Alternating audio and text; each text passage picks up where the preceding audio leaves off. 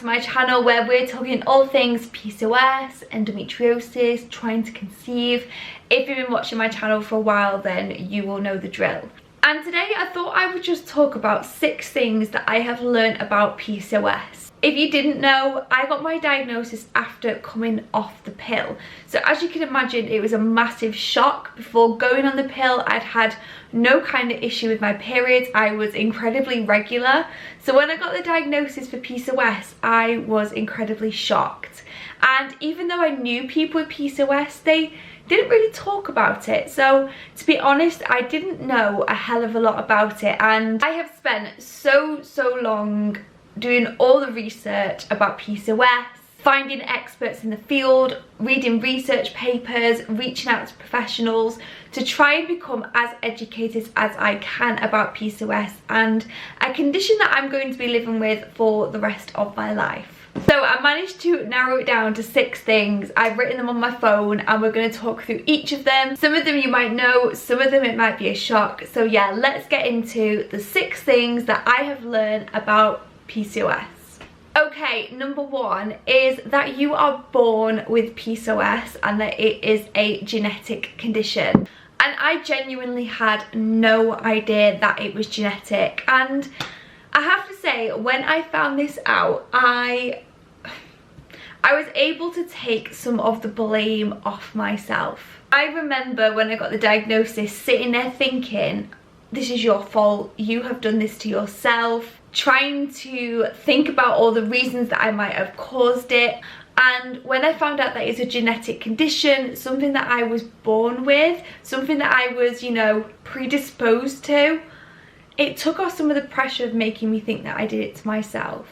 So yeah, PCOS is a genetic condition. Basically, it's like being born with a chromosome that makes you more predisposed to it, and something in your environment can trigger it off. So that would explain why for years I went without any kind of PCOS symptoms, and then at some point something switched that switch on and now I've got it. So if, like me, you were completely blaming yourself for this, just know that it's a genetic condition. You might have got it, you might not, and unfortunately, you're probably like me, 1 in 10 women that do have PCOS. Number 2, despite the name polycystic ovaries, you do not have cysts on your ovaries. And this is probably one of the biggest misconceptions. I remember when I went for a scan, they were talking about all these little follicles that they could see, all these little eggs, all these little dots in my ovaries, but nobody ever really explained what that meant. I imagined that both of my ovaries were just covered in like these big, angry, like liquid-filled cysts. And in my mind, that made me think, God, that is it for me. I am never gonna be able to get pregnant.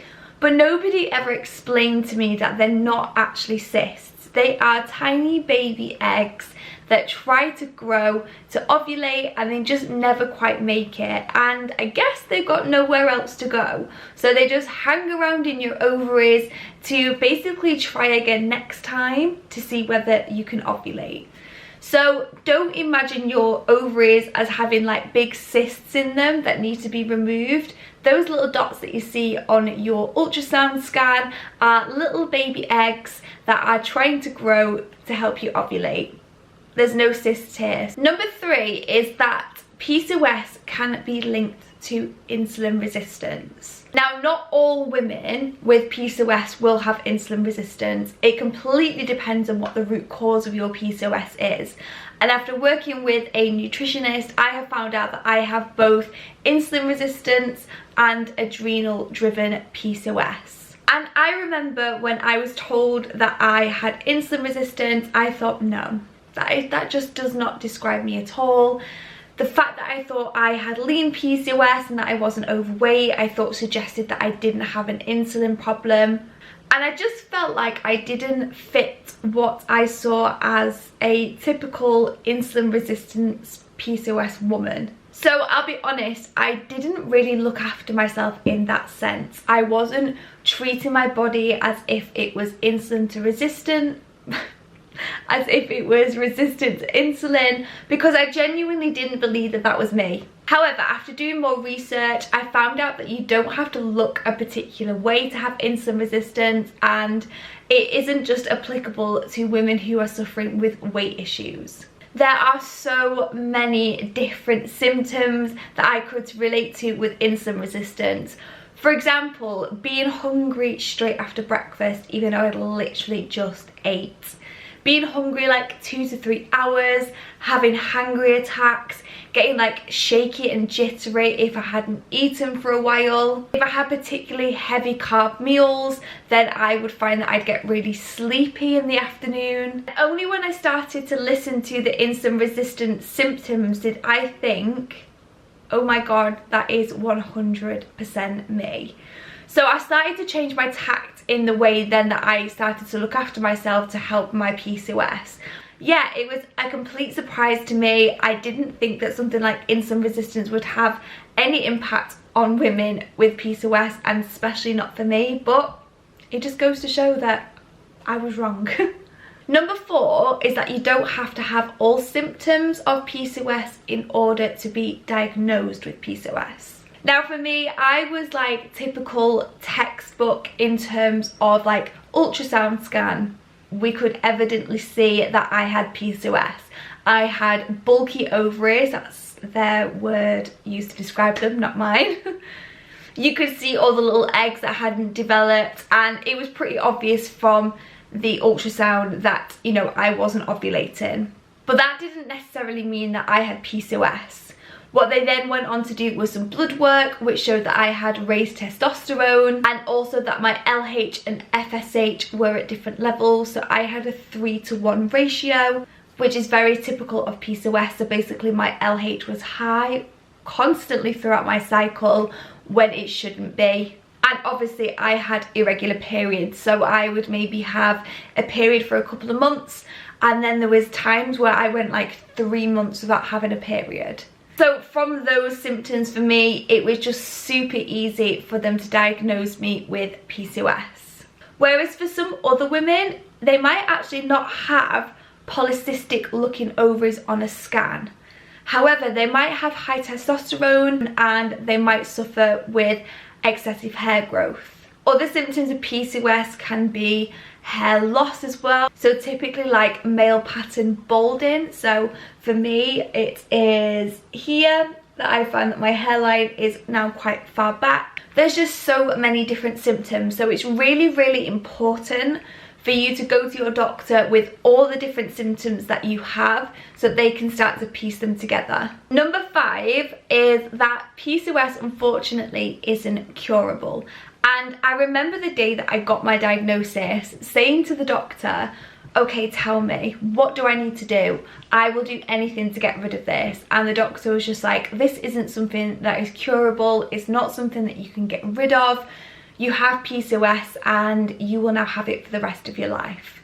And I think that is probably one of the hardest things that I struggled with in the beginning, because I just sort of had this diagnosis dropped on me with very little explanation, and then was told that I was stuck with it and that there wasn't very much that I could do.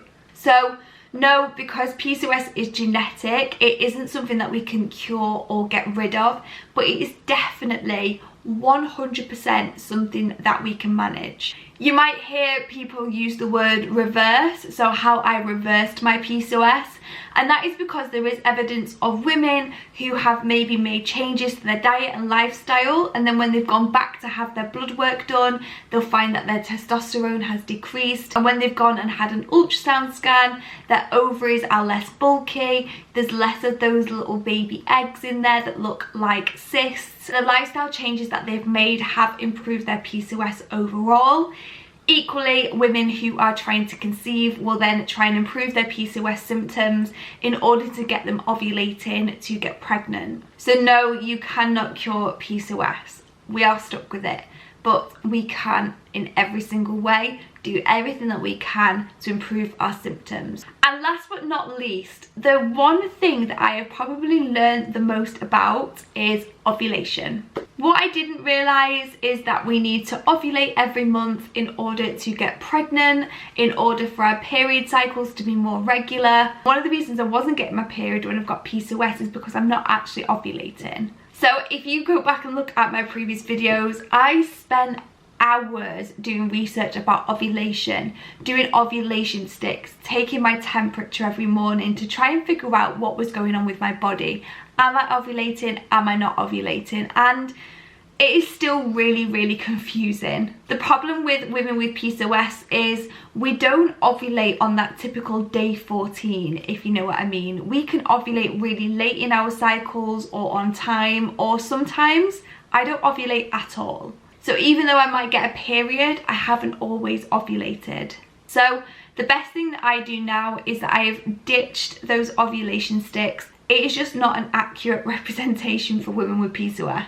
So instead what I do is I take my temperature every morning, I input it into an app, and if I see a rise over 3 days and then a dip, I can kind of guess that I've ovulated, especially if I've got other symptoms. And that's just why it's so important for us women with PCOS, if we are wanting to conceive, that we just need to do a little bit more work in terms of collating data to see what's going on. And it's a really good thing then you can take to your doctor or your gynecologist to give them as much information about what's going on with your body as you can.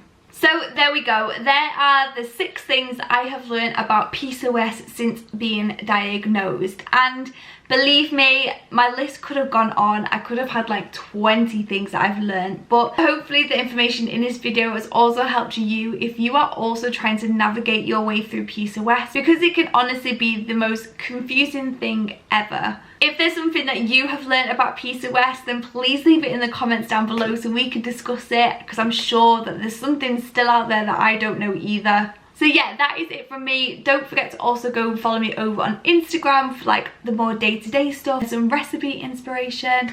But otherwise, I'm going to stop waffling and I will see you in my next video.